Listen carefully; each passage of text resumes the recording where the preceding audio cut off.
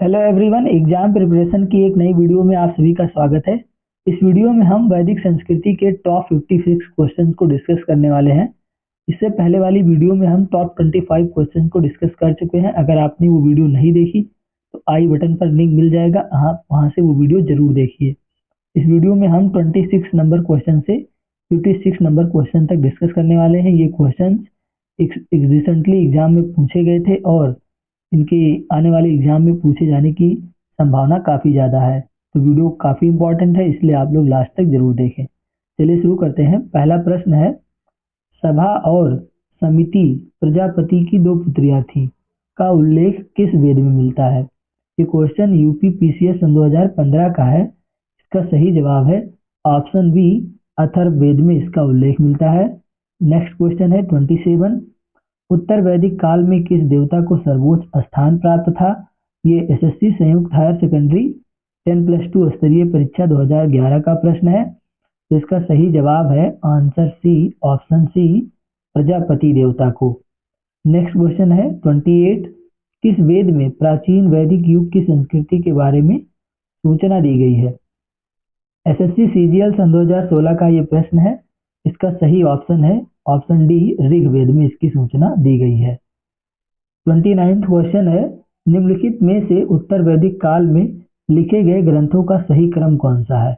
BPSC 2019 में ये question पूछा गया था, काफी इंपॉर्टेंट क्वेश्चन है ये। इसका सही आंसर है ऑप्शन डी, वेद, आरण्यक, ब्राह्मण और उपनिषद। अगला प्रश्न है 30वां, निम्नलिखित में किसका संकलन ऋग्वेद पर आधारित है? संयुक्त हायर सेकेंडरी स्तरीय परीक्षा 2012 का ये प्रश्न है। इसका सही ऑप्शन है ऑप्शन बी, सामवेद। अगला प्रश्न है 31वां, निम्नलिखित में कौन प्रस्थान यत्री में शामिल नहीं है? एसएससी सीएचएसएल सन 2016 में एक क्वेश्चन पूछा गया था। ब्रह्मसूत्र, उपनिषद, भागवत या भागवत गीता? इसका सही जवाब है ऑप्शन सी, भागवत। अगला प्रश्न है 32वां, ऋग्वैदिक युग की प्राचीनतम संस्था कौन सी थी? एसएससी सीएचएसएल 2016 में ही ये क्वेश्चन पूछा गया था। इसका सही जवाब है ऑप्शन डी, विदत। नेक्स्ट क्वेश्चन है 33, ब्राह्मण ग्रंथों में सर्वाधिक प्राचीन कौन सा ग्रंथ है? यूपी पीसीएस सन 2014 का ये क्वेश्चन है। इसका सही जवाब है ऑप्शन ए, शतपथ ब्राह्मण। अगला प्रश्न है 34वां, आर्यों के आर्कटिक होम सिद्धांत का पक्ष किसने लिया था? सीजीपीएससी 2011 का ये क्वेश्चन है। इसका सही जवाब है ऑप्शन बी, बीजी तिलक ने। अगला प्रश्न है 35वां, संस्कारों की कुल संख्या कितनी है? आईएएस प्री 1997 का एक क्वेश्चन है। तो इसका सही जवाब है ऑप्शन सी, 16 संस्कार होते हैं। अगला प्रश्न है 36वां, ऋग्वेद का कौन सा मंडल पूर्णतः सोम को समर्पित है? बीपीएससी 1994 का यह प्रश्न है।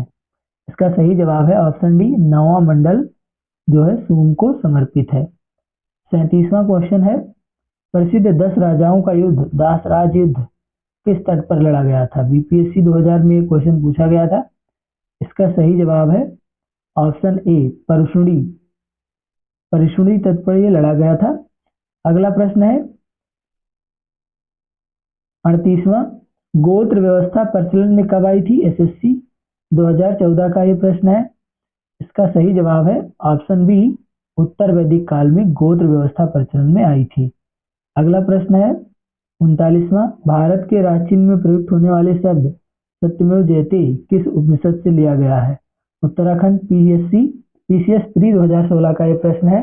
इसका सही जवाब है मुंडक उपनिषद, ऑप्शन सी इसका राइट आंसर हो जाएगा। अगला प्रश्न है 40वां, ऋग्वैदिक आर्यों का प्रमुख व्यवसाय क्या था? उनका प्रमुख व्यवसाय था पशुपालन। तो डी ऑप्शन इसका राइट आंसर हो जाएगा। एसएससी सीजीएल 2015 का ये क्वेश्चन है। अगला प्रश्न है 41वां, 800 ईसा पूर्व से 600 ईसा पूर्व काल का किस युग से जुड़ा गया है? यूपी लोअर प्री 2015 का ये प्रश्न है। इसका सही जवाब है ऑप्शन ए, ब्राह्मण युग से। अगला प्रश्न है 42वां, चरक संहिता नामक पुस्तक किस विषय से संबंधित है? उत्तराखंड लोअर प्री 2011 का ये क्वेश्चन है। तो बी इसका राइट आंसर हो जाएगा, चिकित्सा से संबंधित है। अगला प्रश्न है, प्रथम विधि निर्माता कौन है? एमपी पीएससी ऑप्शनल हिस्ट्री 2010 का ये प्रश्न है। इसका सही जवाब है ऑप्शन सी मनु। अगला प्रश्न है 44वां, किस काल में अछूत की अवधारणा स्पष्ट रूप से उदित हुई? तो इसका सही जवाब है ऑप्शन डी धर्मशास्त्र काल में। अगला प्रश्न है 45वां, व्रीहि शब्द किसके लिए प्रयुक्त हुआ है? एमपीपीएससी ऑप्शनल हिस्ट्री 2008 का ये प्रश्न है। तो व्रीहि चावल को भी कहा जाता है। चावल, इसका सही जवाब है चावल, चावल के लिए कहा गया है।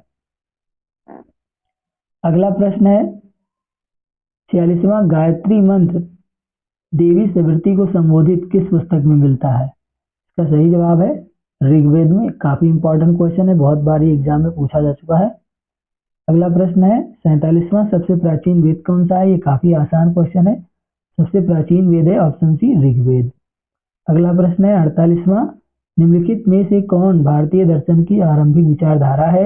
एसएससी सीजीएल 2002 का यह प्रश्न है। इसका सही जवाब है ऑप्शन डी सांख्य। अगला प्रश्न है 49वां, प्राचीनतम विवाह संस्कार का वर्णन करने वाला विवाह सूक्त किसमें पाया जाता है? एसएससी मैट्रिक स्तरीय परीक्षा 2002 में पूछा गया था। तो इसका वर्णन जो है ऋग्वेद में मिलता है, इसलिए ए ऑप्शन इसका राइट आंसर हो जाएगा। अगला क्वेश्चन है 50वां, ऋग्वेद में अघन्य वध योग नहीं शब्द का प्रयोग किसके लिए किया गया था? बीपीएससी 2002 का ये क्वेश्चन है। तो गाय के लिए इसका प्रयोग किया गया था। अगला प्रश्न है 51वां, निम्नलिखित में से कौन सी स्मृति सबसे प्राचीनतम है? एसएससी सीजीएल 1999 में ये क्वेश्चन पूछा गया था। तो सबसे प्राचीनतम स्मृति है मनुस्मृति, तो सी ऑप्शन इसका राइट आंसर हो जाएगा। अगला क्वेश्चन है 52वां, वैदिक नदी कुभा का स्थान कहाँ निर्धारित होना चाहिए? तो अफगानिस्तान में इसका स्थान निर्धारित होना चाहिए। तो ऑप्शन डी इसका राइट आंसर हो जाएगा। 53 नंबर क्वेश्चन है, आरंभिक वैदिक साहित्य में सर्वाधिक वर्णित नदी कौन सी है? तो सबसे ज्यादा वर्णन सिंधु नदी का मिलता है, इसलिए ए आंसर इसका राइट आंसर हो जाएगा। 54वां क्वेश्चन है, आर्य शब्द इंगित करता है, यानी आर्य शब्द का मतलब क्या होता है?